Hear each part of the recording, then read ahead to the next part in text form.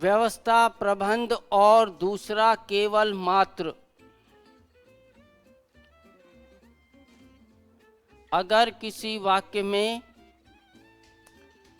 ये शब्द साथ साथ आ जाएं, अगर किसी वाक्य में ये शब्द साथ साथ आ जाएं, तो व्याकरण की दृष्टि से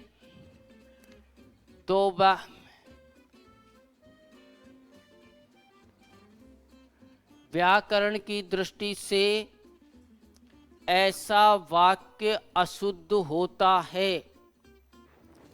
व्याकरण की दृष्टि से ऐसा वाक्य अशुद्ध होता है।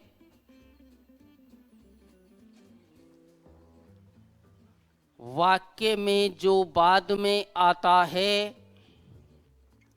वाक्य में जो बाद में आता है, उसे अनावश्यक मानकर, वाक्य में जो बाद में आता है उसे अनावश्यक मानकर हटा देते हैं। वाक्य में जो बाद में आता है उसे अनावश्यक मानकर हटा देते हैं। अब 2 मिनट इधर ध्यान दे लो भाइयों। किसी भी प्रतियोगिता परीक्षा में अगर वाक्य शुद्धि के 2-3 सवाल आते हैं तो बहुत ज़्यादा संभावना हो जाती है कि इस लाइन पर आधारित एक सवाल वाक्य जरूर आएगा, परंतु आपके तुक का ज़्यादा से ज़्यादा एक सवाल आएगा। तो हो सकता है इस लाइन पर आ भी जाए, हो सकता है इस लाइन पर नहीं भी आए। एक कृपया होती है, एक कृपा होती है, और एक आपने और पढ़ा होगा कृपया। ठीक है भाइयों, ये शब्द अशुद्ध है और ये दोनों शब्द शुद्ध हैं। इन दोनों शब्दों का एक ही प्रयोजन के लिए प्रयोग किया जाता है। स का मतलब भी सहित होता है, सहित का मतलब भी स होता है। समय और काल दोनों एक अर्थ देते हैं। दिन और वार का मतलब एक होता है। गुलामी और दास्ता का मतलब एक होता है। चक्र और पहिया का मतलब एक होता है। व्यवस्था और प्रबंध का मतलब एक होता है। और दूसरे का मतलब एक होता है। केवल और मात्र का मतलब एक होता है। अगर कोई वाक्य तुमको दे दिया जाए और इसमें इन दोनों का प्रयोग हो जाए, या इन दोनों का प्रयोग हो जाए, या इन दोनों का प्रयोग हो जाए, या इन दोनों का प्रयोग हो जाए, तो वो वाक्य कैसा माना जाएगा? अशुद्ध।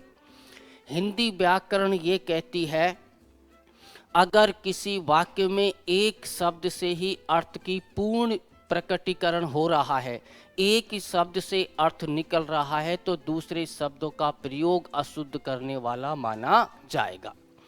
हम 6ठी क्लास में पढ़ते थे, हम 7वीं क्लास में पढ़ते थे, हमने 10वीं क्लास में पढ़े हैं, तो हम प्रार्थना पत्र लिखते थे गुरुजी को। कैसे लिखते थे? कृपया मुझे 2 दिन का अवकाश देने की कृपा करे, ऐसे लिखते थे ना। ध्यान रखना, ये वाक्य व्याकरण की दृष्टि से कैसा है? अशुद्ध है। अगर कोई आपसे इस वाक्य को दोबारा लिखवाए तो ध्यान रखना, चाहे इसे हटा दो चाहे इसे हटा दो, परंतु प्रतियोगिता परीक्षा में वाक्य को दोबारा नहीं लिखाया जाता है। वो केवल ये पूछा जाता है कि ये वाक्य शुद्ध है का अशुद्ध है, तो आप इसे क्या मानोगे? अशुद्ध। कोई प्रतियोगिता परीक्षा में वो ऐसे प्रश्न पूछ लेता है, इसको दे देता है सी पोर्शन, और इसको दे देता है भाइयों बी पोर्शन, और इसको दे देता है वो ए पोर्शन। उसका कहने का मतलब यह है कि अगर यहाँ से लेकर यहाँ तक गलती है तो आपका ऑप्शन होगा ए, यहाँ से लेकर यहाँ तक गलती है तो ऑप्शन होगा आपका बी, और यहाँ से लेकर यहाँ तक गलती है तो ऑप्शन होगा आपका सी।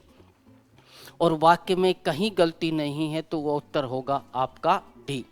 ऐसी स्थिति में आप अगर ए उत्तर भरते हो तो ये वाक्य आप 1 नंबर आपको नहीं मिलेगा, आपको सी भरना पड़ेगा, क्योंकि बाद वाले को अनावश्यक माना जाता है। समझ में आ गई बात मेरी? किसको बात मानेंगे? बाद। अगर कोई आपसे कहे कि इस वाक्य को दोबारा लिखो, तो कृपया मुझे 2 दिन का अवकाश दें, ये भी सही है, और मुझे 2 दिन का अवकाश देने की कृपा करें, ये भी सही है। आगे मेरी बात समझ में? अरे बोलो। अब लिखिए उदाहरण। हैं?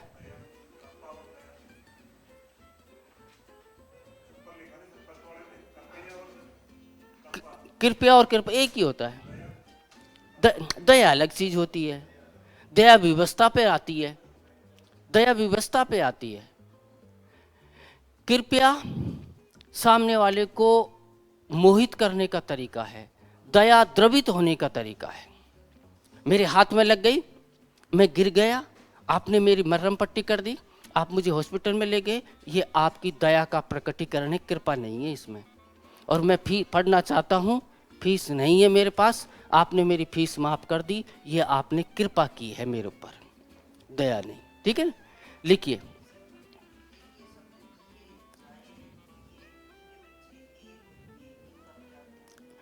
चाहिए, ठीक है मेरे राजा, और चाहिए, ठीक है, यही कहना चाह रहे हैं ना? तो हमेशा स्वर वाला ज्यादा सही माना जाता है। किए ये वाला सही माना जाएगा, अधिकतम नहीं 100% यही माना जाएगा। तो क्या करूं? लड़कियां लड़की का बहुवचन लगाते हैं तो जिस शब्द का अंतिम वर्ण में बड़ी ई आती है उसको छोटी करते हैं और ये लगाते हैं। तो लड़की क्या है? बड़ी ई है, इसको छोटी करो, लड़कियां, और चंद्र बिंदु लगाते हैं। ये नियम, ये इस टॉपिक से संबंधित नहीं है। आप क्या पूछ रहे हो मुझसे? हैं?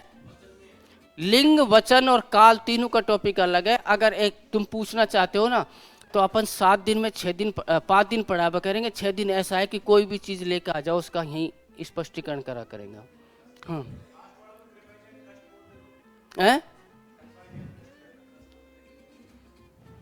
तब भी वाक्य गलत होगा। एक बात और सुन लेना, आप कैसे भी कह दो कि त्रिभुज मैंने ऐसे बनाया, आपको गुरुजी इसको यहाँ ले लो, नहीं इसको यहाँ ले लो और इसको यहाँ ले लो, ठीक है, जब भी त्रिभुज ही कहलाएगा। परंतु हिंदी व्याकरण ये कहती है कि शब्दों का तालमेल होता है कुछ शब्दों का। इंग्लिश में आइदर और नाइदर नोर सुना है ना? हिंदी में यद्यपि और तथापि 2 होते हैं। गुरुजी मैं यद्यपि ले लूं और तथापि ना लूं, परंतु लिख दूं तो, किंतु लिख दूं तो, यद्यपि लिख दो, नहीं भैया, तथा यद्यपि के साथ तथापि आएगा, आइदर के साथ नाइदर आएगा, पर के साथ परंतु आएगा, और या और अथवा दोनों साथ साथ आएंगे। तो कुछ शब्दों का मेल है, यहाँ ये अलग अर्थ देने वाले शब्द हैं, और दया, कृपा, कष्ट करें ये अलग शब्द देने वाला है। जब भी वाक्य अशुद्ध होगा, कई बार तुमने देखा होगा, हम प्रार्थना पत्र लिखते हैं और प्रार्थना पत्र में नीचे लिख देते हैं धन्यवाद, बोलो, लिखते हैं ना? अरे धन्यवाद लिखते हैं ना? लिख दे ऐसा, ये गलत है। धन्यवाद पूछो क्यों? तुमने लिखा है ना, धन्यवाद कार्य की समाप्ति पर दिया जाता है, और तुमने प्रार्थना पत्र भी पेश किया है, तुम्हारा कार्य होगा या नहीं होगा उससे पहले ही धन्यवाद दे दिया, इसलिए ये गलत है। बोलो, हैं? नहीं, खुश को तो ऐसे भी हो जाएगा, कई बार कहते sir sir sir sir sir, जी हजूर, जी हजूर, जी हजूर। हिंदी व्याकरण कहते ना, आदर सूचक शब्द का प्रयोग केवल एक बार ही कर सकते हो। भाई साहब, भाई साहब, भाई साहब 5 रुपए दे दो, ये चापलूसी है, ये आदर का भाव नहीं है।